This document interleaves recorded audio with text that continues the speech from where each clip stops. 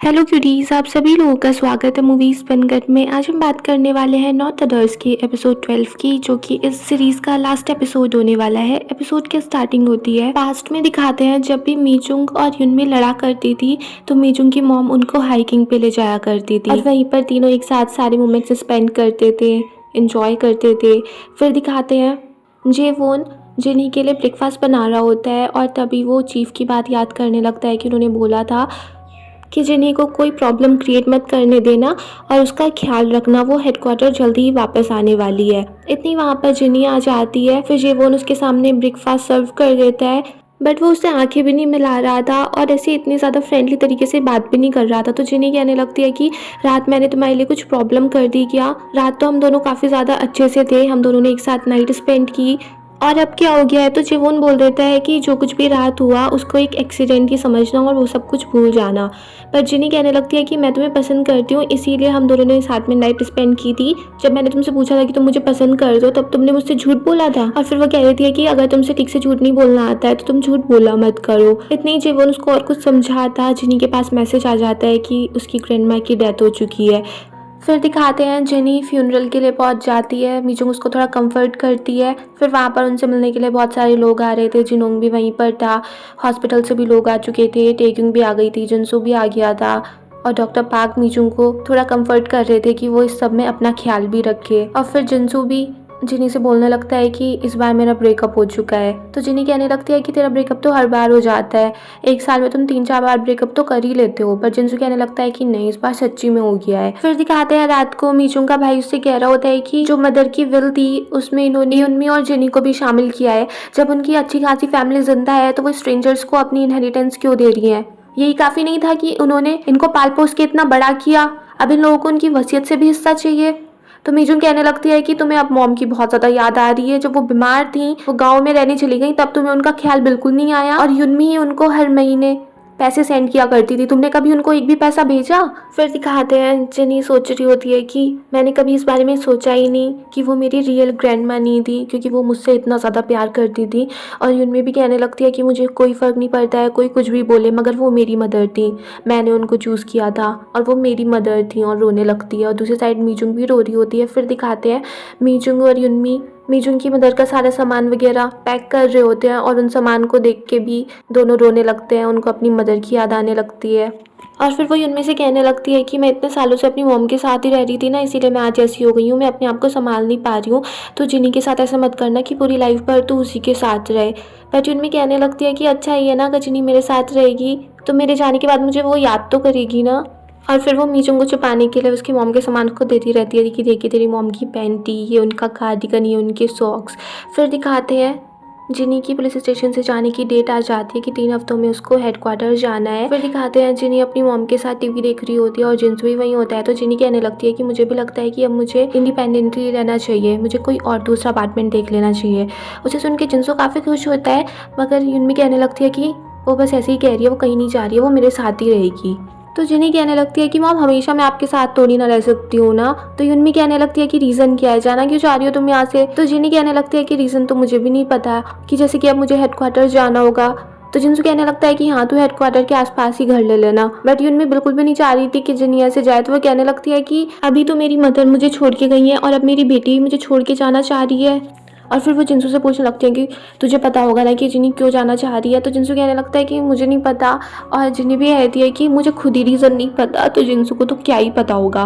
फिर दिखाते हैं यही बात युनमी जिनों को बता रही होती है कि पता नहीं जिनी को क्या हो गया है, वो कहीं और घर लेने की सोच रही है, वो मुझे छोड़ के जाना चाह रही है।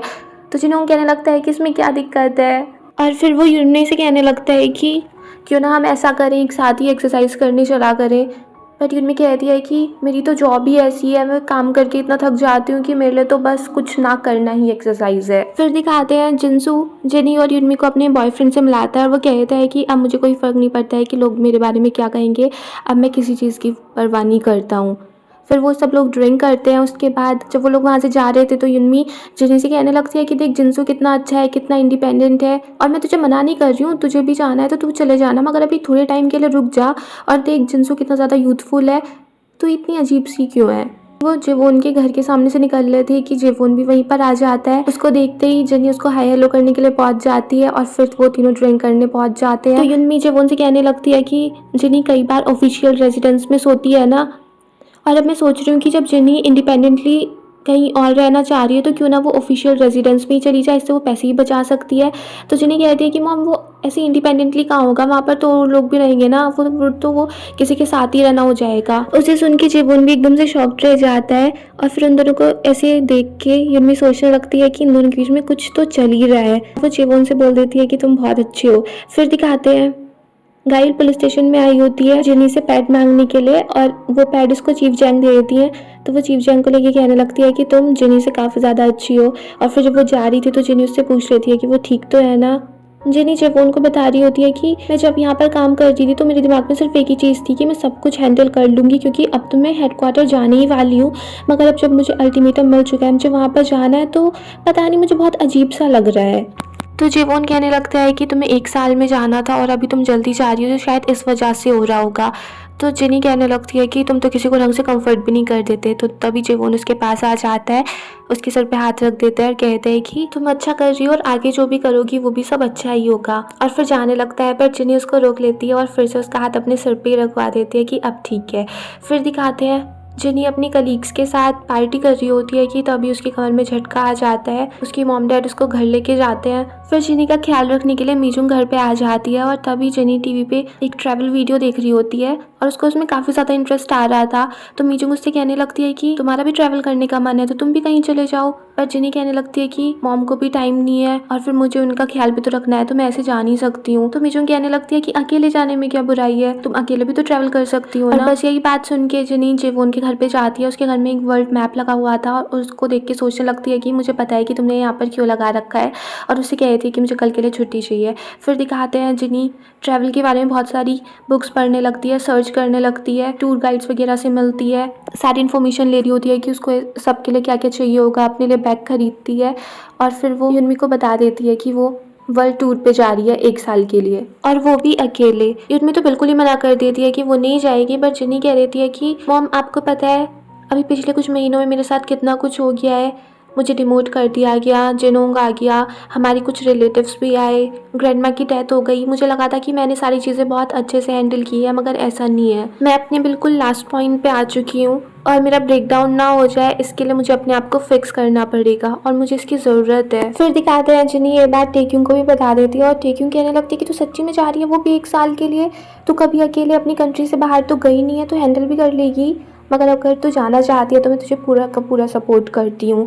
फिर दिखाते हैं युनमी जिनोंग को बता रही होती है कि जिनी 1 साल के लिए वर्ल्ड टूर पे जाना चाह रही है। मुझे समझ नहीं आ रहा है कि मैं अब क्या करूँ, क्या मैं उसको जाने दूँ।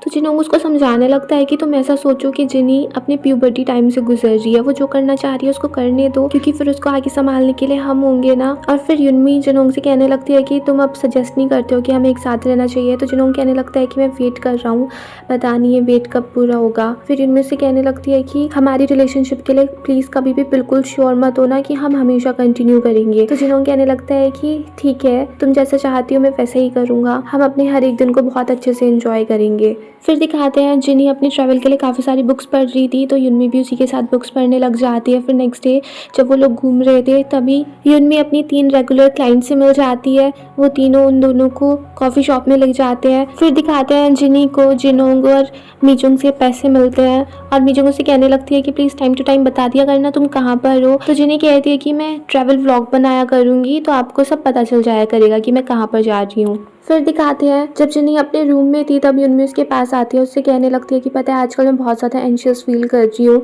मुझे भी कई बार ऐसे लगने लगता है कि मैं भी कहीं तुम्हारी ग्रैंडमा की तरह मर ना जाऊँ, घर में बिल्कुल अकेले, मेरे आसपास कोई ना हो। पर जिनी कहने लगती है कि मॉम आप ऐसे ही तो चाहती थी ना। पर युनमी कहने लगती है कि वो सब तो बस मैंने ऐसे ही बोल दिया था और मैं ऐसे कोई मरना वरना नहीं चाहती हूँ।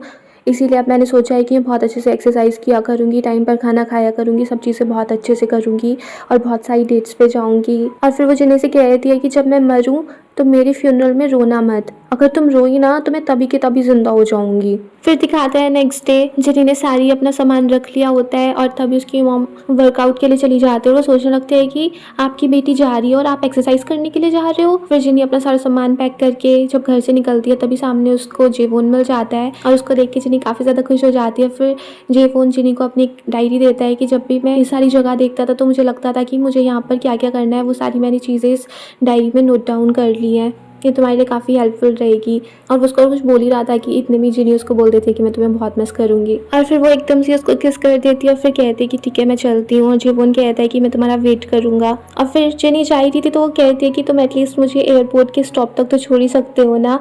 वो अपने सारे पैसे निकाल रही होती है जो उसको जिनोंग ने दिए थे, मीजुंग ने दिए थे और साथ में अपनी आंट वाले पैसे भी। और मीजुंग के पैसों के साथ उसको एक लेटर भी मिल जाता है जिसमें मीजुंग की मदर ने युनमी को अपनी डॉटर की तरह एक्सेप्ट किया हुआ था और जिनी को अपनी ग्रैंड डॉटर की तरह। वो उनका फैमिली रिलेशन का सर्टिफिकेट था। और उसी को देख के जिनी रो रही होती है कि मेरी ग्रैंड मदर ने मुझे एक्सेप्ट किया, मेरी मॉम ने मुझे एक्सेप्ट किया। और दूसरी साइड युनमी भी घर पे बहुत ज्यादा रो रही होती है, जिनोंग उसको कंफर्ट करता है। फिर दिखाते हैं मीजुंग डॉक्टर पार्क से मिलने के लिए जाती है तो डॉक्टर पार्क उससे पूछने लगते हैं कि तुम्हें फिर से कोई प्रॉब्लम हो गई है क्या, कोई हेल्थ प्रॉब्लम। तो मीजुंग उसको बताने लगती है कि आजकल मुझे काफ़ी सारी प्रॉब्लम्स हो रही है और मेडिसिन भी ठीक से वर्क नहीं कर रही है। तो डॉक्टर पार्क कहने लगते हैं कि तो मैं तुम्हें किसी स्पेशलिस्ट से इंट्रोड्यूस करा दूंगा। तो मीजुंग उनको देख के हंसने लगते हैं, कहने लगती है कि नॉर्मली डॉक्टर्स खुद ही सारी प्रॉब्लम सॉल्व करते हैं मगर तुम तो कुछ समझते ही नहीं हो। और फिर गुस्से में वहाँ से चली जाती है। फिर दिखाते हैं जब जिनी जा रही होती है तभी एयरपोर्ट पे उसको अपनी मॉम दिख जाते हैं। वे कहने लगते हैं कि मॉम मैंने आपसे कहा था ना कि मैं अकेले ही जा रही हूँ ट्रिप पे, आप यहाँ पर क्या कर रही हो। तो युनमी कहती है कि मैं भी ट्रिप पे जा रही हूँ और तू अपनी ट्रिप पे जा, मैं अपनी ट्रिप पे जा रही हूँ। फिर दोनों अपनी अपनी डेस्टिनेशन के लिए निकल जाती हैं और फिर उनकी लाइफ का चलता है कि हमारी लाइफ एक एंडलेस रेल की तरह होती है, हमें पता ही नहीं होता है कि कौन सी चीज़ कब वापस आने वाली है। मगर वो चीज़ जब हमारे सामने आ जाती है तो वो हम पर डिपेंड करता है कि हम उसको आगे कैसे फेस करने वाले हैं। कई बार ऐसे मोमेंट्स आ जाते हैं जब हम बिल्कुल बिखरना चाहते हैं मगर तब भी कोई ना कोई आके अपना हाथ बढ़ा देता है, कोई ना कोई सपोर्ट में आ जाता है। कभी कभी ऐसे मोमेंट्स को फेस करना होता है जो हमने कभी नहीं सोचा था कि हमें ऐसा करना पड़ेगा। कभी कभी हमारी लाइफ का जॉनरा ही चेंज हो जाता है मगर फिर भी कुछ लोग होते हैं जो हमारे लिए चीयर कर रहे होते हैं। मगर इन सब चीज़ों के बाद भी हमें रुकना नहीं होता है, सिर्फ आगे बढ़ते रहना होता है, सारे मोमेंट्स को एंजॉय करना होता है। फिर दिखाते हैं मीजुंग डॉक्टर पार्क से काफ़ी ज़्यादा गुस्सा आती है और वो सोचने लगती है कि अब से मैं वापस यहाँ पर कभी नहीं आऊँगी। और तभी उसकी गाड़ी को डॉक्टर पार्क ठोक देते हैं और वो आके उसको सॉरी बोलने लगता है कि मैंने फिर से तुम्हारी कार पे स्क्रैच मार दी। फिर दिखाते हैं लास्ट में एक ग्रोसरी शॉप में से जेवोन निकल रहा होता है और तभी वो सामने जिनहोंग को देख लेता है। दोनों एक दूसरे को स्माइल करते हैं और फिर यहीं पर ये सीरीज़ फिनिश हो जाती है। अगर आपको ये सीरीज़ पसंद आई हो तो प्लीज़ मेरे चैनल को सब्सक्राइब करें, लाइक करें, शेयर करें, कमेंट्स करें and bye bye till next video.